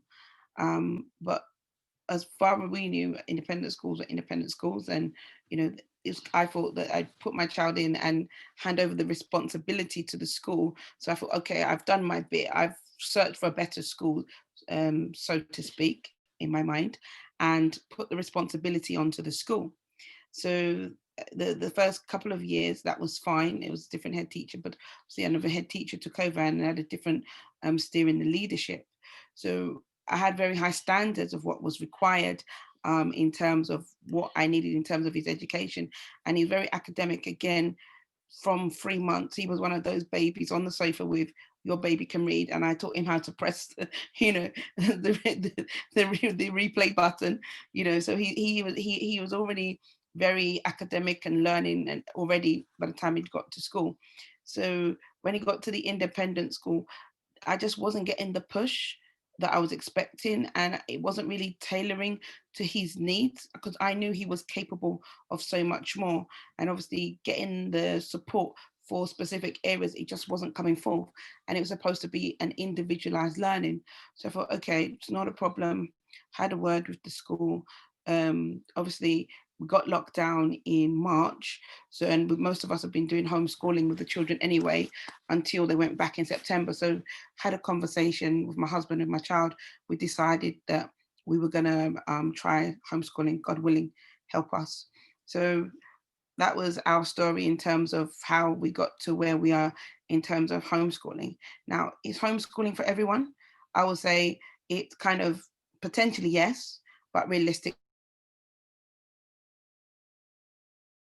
no, because a lot of money in terms of, obviously, if you're educating your child, you may not have the opportunity to work from home, and then that may mean that you might not be able to work. So that potentially means indirectly a loss of income, and it will require quite a bit of your energy. And you will need to be committed, and you will need to be dedicated, you know. So it has its plus. There are the advantages and there are disadvantages, but you know, it does take quite a commitment from the parent. You also need to consider if it's in your child's overall best interest. And it's easy to say, okay, yeah, I'll just whip him out of school because of the COVID or whatever. I mean, for example, Gabriel is an only child. And one of the key considerations before we actually embarked upon this journey was, okay, how is he going to cope socially and his well-being? That was a key consideration for me. And constantly, as I do this homeschooling, that is something that I'm always balancing. In some areas, I've had to be a bit more lenient as well, you know, being as an, you know, like a kind of Nigerian parent. Yes, read your book, read your book, read your book all the time, you know, and make sure you get all your work done and your extra assignments. I've had to balance his mental and social well-being as well, because obviously we've just come out of lockdown, so to speak. He's now doing homeschooling and he's a single child. So he's making sure those things are constantly balanced. In terms of how we manage that, it's a case of in the morning, because obviously we set our own timetable now. We wake up with devotion, normally about 6 o'clock, and as well as read the kids' devotion, so it's at his level. He has the opportunity to ask questions if there's anything on his mind or has any concerns, then these are the times that we kind of share and he brings them to light and we kind of have a conversation. So there's nothing then worrying him, and he feels and he knows that my door, so to speak, obviously we're in the same house, but my door is always open for him to come and share any concerns that you have. There's no bottling up or anything like that. So yeah, it will take, you know, a bit of your time. You will need to balance your child's needs. You will need to consider if it's right for you and the best interest. You'll also bear in mind that if you do remove your child, if your child is at school and you do remove your child from the school and you decide this is not for you, then your child might not be able to go back to that school because you might have to reapply if the child is off-rolled from the school. And that's just something to bear in mind. But just to say, if you want to embark in this homeschooling journey, as well as it's really great, just make sure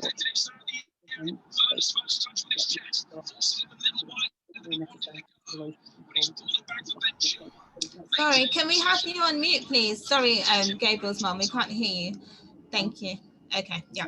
So it's not only it's a consideration for you as the teacher, but also for the wellness of your child and what's going to be the right fit for your family. So initially I got started with, spoke to the child's school, his school, and then we decided to, and it's the school's responsibility to off-roll him from the school role and from in with the local authority.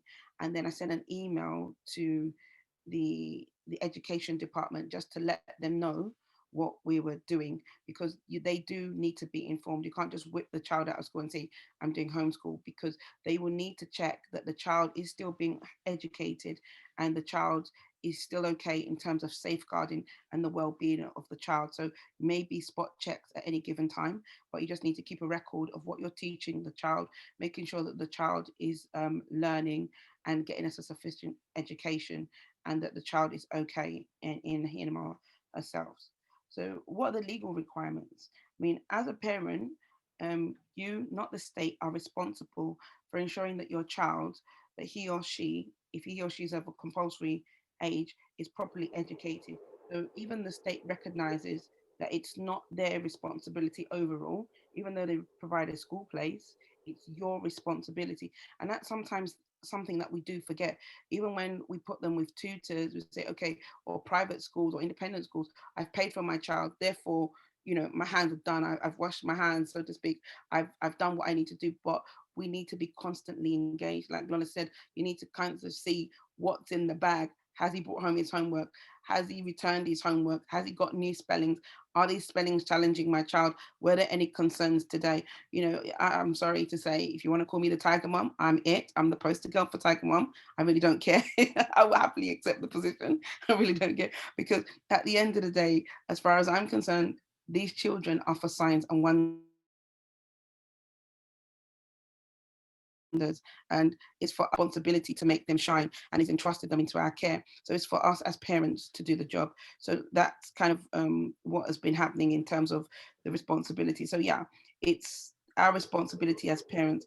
And despite the term compulsory school age, education doesn't have to be undertaken through attendance at school, even though the parents of any child in England can request a state-funded school place, and the local authority is obliged to provide one or make alternative arrangements for education for your child. So it just means that if your child is of compulsory school age, which is between like reception all the way up to 16, even though the state does provide a place for you and your child, the overall responsibility is for you, and there is no compulsion for you to put your child into a state or independent school. You can educate your child yourself at home. So I've just got, at the moment, by law, it just says there is no definition of what is efficient education as per statute education law. There is no definition of what is a full-time education. When it comes to homeschooling, you don't have to follow the national curriculum, but it's still advisable to teach your child in line with what is going on. But homeschooling shouldn't just be, okay, I've taken my child out of school and now I'm going to teach them exactly what they would have been taught in school at home. The child should get a much more richer experience in terms of, okay, think outside the book, be able to think for yourself, organize your own time. I mean, for example, we started the first week with an outing, but immediately the homework, and he gets homework from homeschool, yes he does, is that he had to now do a recount of his experience. So we're not just going on outings and say, okay, the child's out of school and we're going to go here, there and everywhere. He has respellings every week. He has reading tasks, a book that we're reading, and we do comprehension on a daily basis. We practice the 11 plus and the pre-tests. He does, we have the bond books, we have the first aid English, we have the support of Lolo, we have a good network around us. And that is important. Don't feel that because you're doing the homeschooling that you have to do it all by yourself. It's really important to get a good network around you in terms of tutors and in terms of support groups, because you're not going it alone. There are other people and it is becoming more popular. But at the end of the day, it's what's best for you and what's best for the needs of the child. So, I mean, it's quite easy to get started, but in terms of me and how I got started with him, it was a case of, okay, we made the decision that this is what we're going to do. During the summer holidays, I had to assess him to find out what type of learner he was. Now, there's 7 different types of learners. There's the auditory and musical learners. There's the visual and spatial learner. There's verbal learner. There's a logical and mathological learner. There's a physical learner, and there's a social and interpersonal learner, and then there's a solitary learner. And my son, he's an auditory learner. He likes to talk. Before I give him an example or a piece of work, we'll first have to sit through it and we'll talk and then we'll discuss and we'll reason and we'll bounce ideas off each other, and then he gets on with it. So it's a case of not all of the children fit into the same peg. And that's another mistake that we make in schools and as parents. Oh, this child did it, so that means you have to do it. Or this one is doing great in here, so you have to do it. No, our children are for signs and wonders, and there are different signs and there are different wonders. One size definitely does not fit all. So you have to know your child and you need to understand your child, and don't expect your child to perform at somebody else's level, because your child is different. So after assessing him, find out that it was an audio learner, that means he's going to fidget, he's going to want to make noise, he's going to want to hum, he's going to want to move. I'm going to have to understand that's just the way he learns. So I have to work with that. He doesn't get told off because that's the way he is, that's just the way he learns. So that was the first step of what I did.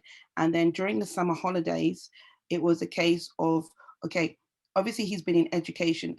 I've seen a book sometimes and seen some homework, but really and truly, I don't know where he's at and what his level is.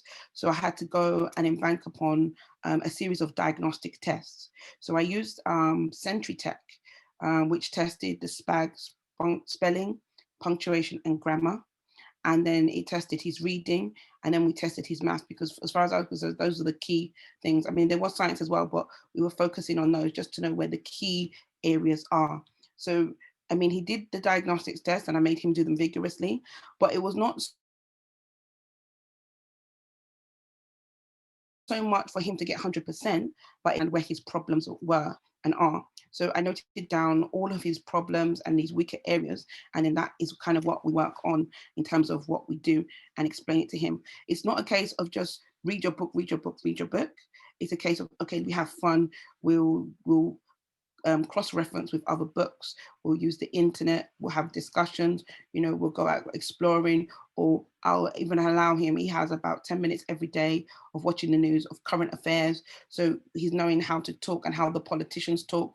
And, we will learn in interviews in the week for senior schools that you don't kind of say, okay, the person is wrong. You say, okay, that's great, and affirm, and then say, however, on the other hand, so we're learning, and it's not even a case of just him learning. Hands up, I'm learning as well. It's a journey, but we're in this together and we're both committed to it, and it's something that is working for us. So, I mean, it's quite challenging at the beginning because he's always seen me as mum. I've never been the teacher. Now I've got to be mum and I've got to be the teacher. So we have to establish the boundaries that you're not going to be sleeping in bed at all times. You're going to get up at a certain time. We have a schedule. We have a rota. There will be homework. You will need to submit it. There will be consequences if you don't submit, because I'm still trying to instill these disciplines in him. It's not a case, okay, we're just kind of, winging it as we're going along. No, we still follow some kind of structure, but we're adaptable. We're flexible according to his needs and according to what is required at the moment. But at all times, I'm constantly assessing his needs and his well-being. Like I said, being an only child, having the COVID situation, being in isolation. So that means consciously allowing him to have a bit more leisure time in a day where he's interacting with people, because obviously he's at home as well quite a bit. So those are the things we kind of do. And on Friday we have Fun Fridays, just to mix it up a bit, because I don't want it to be constantly on the go, read your book, read your book, read your book. So we have Fun Fridays, and most importantly, being mum and being teacher now 24/7, we have to relax. So we've made it a point, absolutely, we will be having a Sabbath. We will be recharging our batteries, for everybody's sanity, and so that we can, see this thing through to the end. So there are a lot of positives, and there are some disadvantages of homeschooling. I won't bore you with all of them, but a few of them I've alluded to. Obviously you may have to now consider a drop in salary, which might affect the family finances. You will have to spend more time. But on the other hand, you will get a personal relationship with your child. You will understand exactly where his strengths and weaknesses are. You will be able to support him or her wherever they need it. And you will have fun, hopefully, along the way. So I just say it's great. It's not for everybody. If you can do it, great. But, our children are for signs and wonders, and it's for us to give them the best opportunity. And that's just what I'm doing. Gabriel is kind of alluding to me that he would like to say something. So just say a quick something before we round up. Thank you. So in a child's point of view, I have enjoyed homeschooling as I've got a stronger bond with my mum.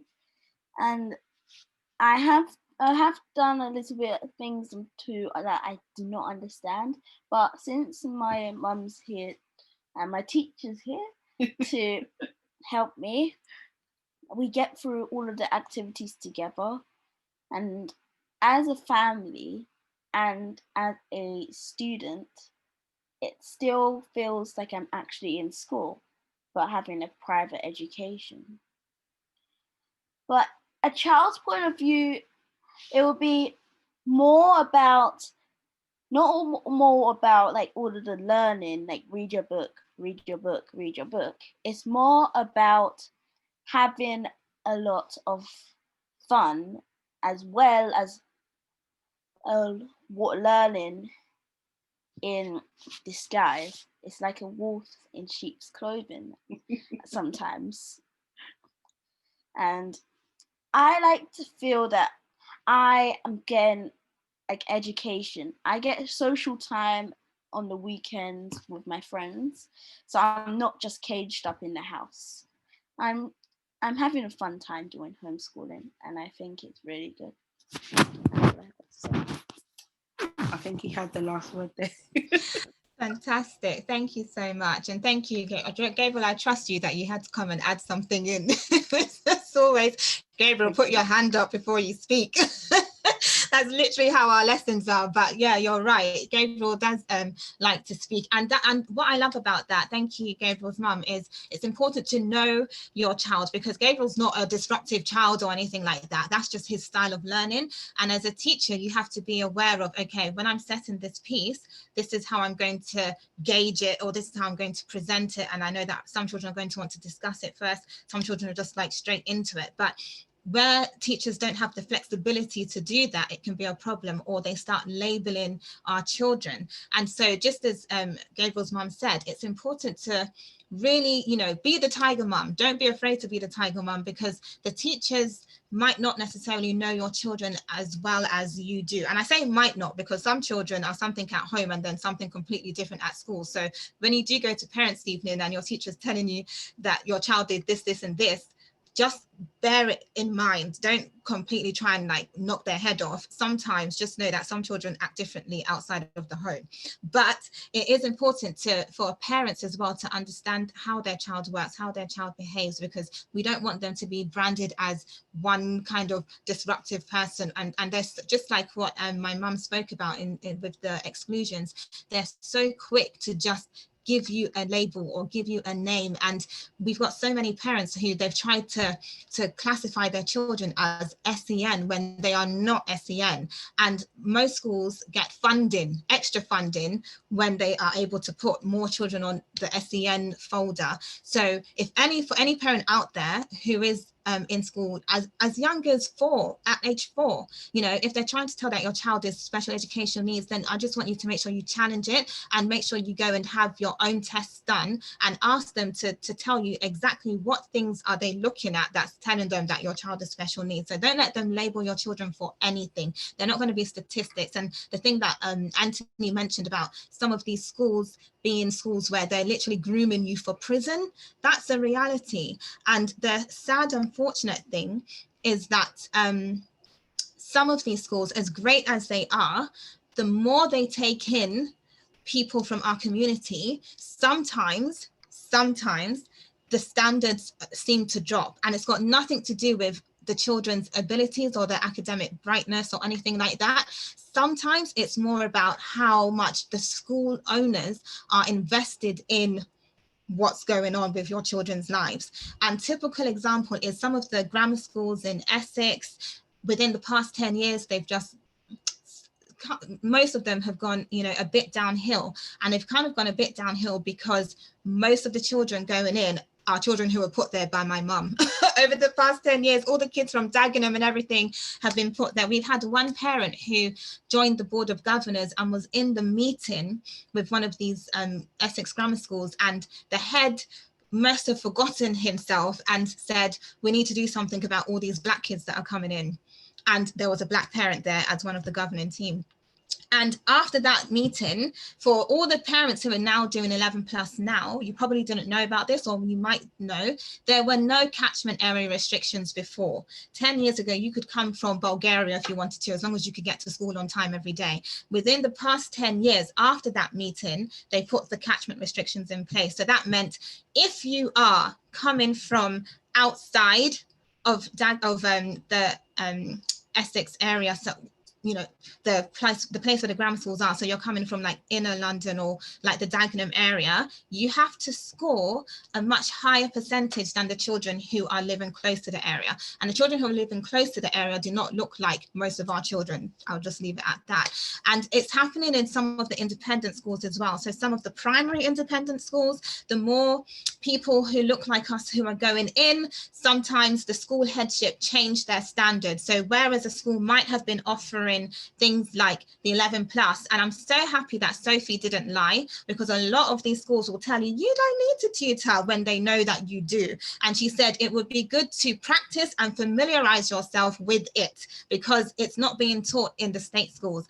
And for an independent primary school where that is literally what they're supposed to do, there are some who even have it on their website that that's what they do from year 4, that they've got a vigorous 11+ syllabus.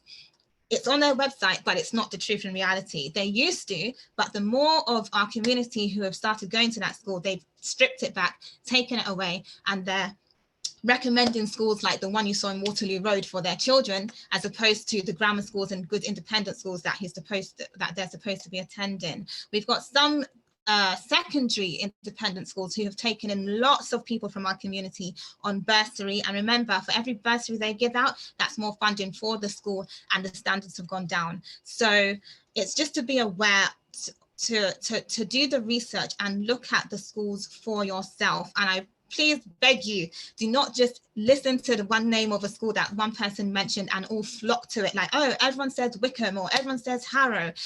Harrow and Wickham are fantastic schools, but if it's not the school for your child, then don't send them there. The way that Anthony described everything and broke it down for if he had a child, what he would look for that in the school for that child, that's what you want to do. The way Gabriel's mum broke it down is to, okay, my son works in this way. What's the best method for him? What's the best route for him? It's important. So before we go, thank you so much everyone for staying on for this long. The question I want to leave you guys with is, what will it cost you? And it's not in terms of financial cost, in terms of, oh, can I apply for bursary or can I get a scholarship? It's just, what will it cost you? It could either be everything or nothing when it comes to what you want to provide for your child. One of the things that Gabriel's mum said was, you know, doing this has you know, been financially, you know, not the best. However, she knows what the ultimate cost is in terms of her son's life. What my mum did, you know, taking that financial hit when she could have had 100% bursary, but she knew what the ultimate cost would be. And even for me, like, I went from being a boss lady, literally having my own business for 10 years and packing it all up just to stay home and raise my children and work on doing those things with my boys full time until they were ready to, you know, go to school. There's a difference between someone who can, you know, be chasing money and send your kids to full-time nursery and not have any idea about what your child is like. Everyone's situation is different, but it's just a thing of what will it cost you? So that's something I want you guys to think about in terms of education, in terms of the life you want for your children, for yourselves, in terms of the things that, you know, you can put in place now, or sacrifices that you can make now that you will reap the rewards of later. So, and then obviously, if you do want to know what our prices are, you can check our website or contact Ellie at, I think Ellie's put the email address in there, but yeah, just a little plug for us. But I would say that everyone is open to go to any education or tuition centre that is right for you. So before I did mention, I had the slide that showed there's Kumon, there's Explore Learning, but it just has to be the one that you're looking for. So for example, Kumon doesn't prepare you specifically for 11+. I personally would use it for children maybe from some of them do start from age 2, and I would stop by the time they get to like maybe year 2, because I think it's good for helping you to be sharp with working out sums, but in terms of what you need it for, in terms of passing the 11+, it's not going to do anything. Explore Learning, they're okay, but their online program is quite repetitive and doesn't really explain the 11+ techniques. So everyone's looking for different things, but wherever you go, just make sure that the person is invested in your child's future too. Okay, so I will say, hands on heart, I'm invested. I love children like they're my own, because I feel like, especially going to South Hampstead, my eyes were opened and I saw a world where, so this is how everyone lives, like this is life for everyone. And, you know, it doesn't make sense that we should be having remnants of these things. Why is it that those people are always the ones ruling the country, controlling the media, controlling what we see and hear and listen to and what we're fed? So I think it's important for us to be able to have you have the, you know, access to the tools to be able to make something that they understand as well. So those in Nigeria, okay, so yeah, so if you are in Nigeria or abroad, then we can help with that as well, with school placements. That's really my mum's forte. So you can still contact Ellie and she can pass the details on to you. So she does do school placements. She can prep you for the exam and all of that, help you find the right school as well. So we do care. So yeah, I just want to say a huge thank you. I know we've gone a bit over. If anyone does have any more questions, then you can just email them over to Ellie, or we've got a contact page on our website, littlescholarshouse.com. And thank you so much, everyone.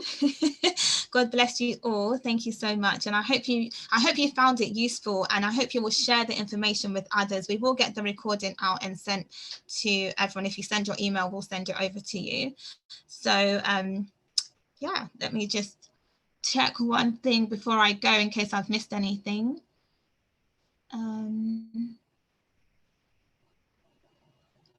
Okay, yeah, I think that's it.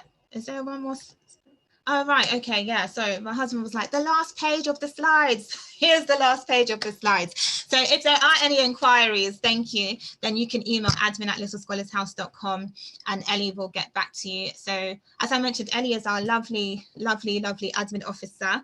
And she also teaches the reception group. We're all online. All of our classes are online now because of what happened with lockdown. But the great thing is we are able to reach everyone. So we have children from Nigeria in our Saturday sessions as well, which is great. And we've got children from Manchester, Yorkshire, all of them join in with us. So there's no barriers and no restrictions. So yeah, so thank you. Oh, right. What was the answer to the quiz? You got the answer. Okay, so I have to, okay, so because all the questions came through really quickly, I literally have to go all the way through the chat. So I will select the winner. I will find the winner and then you will be notified and you will get the copy. I'll show it to you here. This is it, My 11 Plus Journey by Dara. She's our student who's just started year 7 at Wickham Abbey. And I will make sure that the winner gets that copy to them. So I'll ask you for your address. So yeah, thank you so much and God bless you. I'm gonna ask someone to just do a closing prayer for us. It's literally how we end our sessions as well. We get one of the kids to just say a prayer. Some of them are like, I don't want to pray, our GCSE kids. And I'm like, don't you want your A? So let's see, who's willing to do a closing prayer? Ah, Toyo. God bless you, sir. Thank you so much for joining. I'm going to ask Toyo, could you please do just a short closing prayer for us, please? Ellie, are you able to unmute him, please?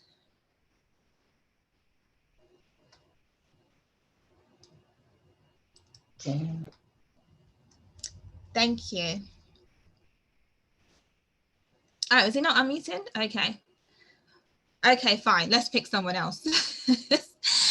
Or do I have any volunteers? Oh, okay. Ah, okay. There's a special guest who I think would like to do the closing prayer for us. He's put himself down as Galaxy S8, but what he doesn't know is that he's a very special individual. So actually, he probably does know. Mr. Galaxy S8, do you mind unmuting yourself and giving us a lovely closing prayer? Thank you. This is my godfather, guys. Let me just put that out there. Thank you very much, Lola. Thank you, everybody, for attending. Father, Lord, we thank you, oh God, for letting this be a very wonderful and successful event. Father, we pray for all the children. Father, we pray for Lola, and we thank her for her dedication, her time, her commitment. Please help the LSH continue to grow bigger and stronger. In Jesus' mighty name we pray. Amen. Amen. Amen. Thank you so much. God bless you. So yeah, thank you so much, guys. I truly appreciate you all coming on, and please do share. Now that you have knowledge and information, don't keep it to yourselves. Share with other people in your circle. Now that you know that in this country, 50% don't pass their GCSEs, you know, that's a big deal. So share that information with people, okay? So yeah, thank you so much and have a fantastic evening. Thank you to Yanisi, Akindele, and Anthony, and Sophie, and Gabriel's mum, all of the people who spoke. I truly appreciate you all, and do have a great evening. How do I end this thing? Okay.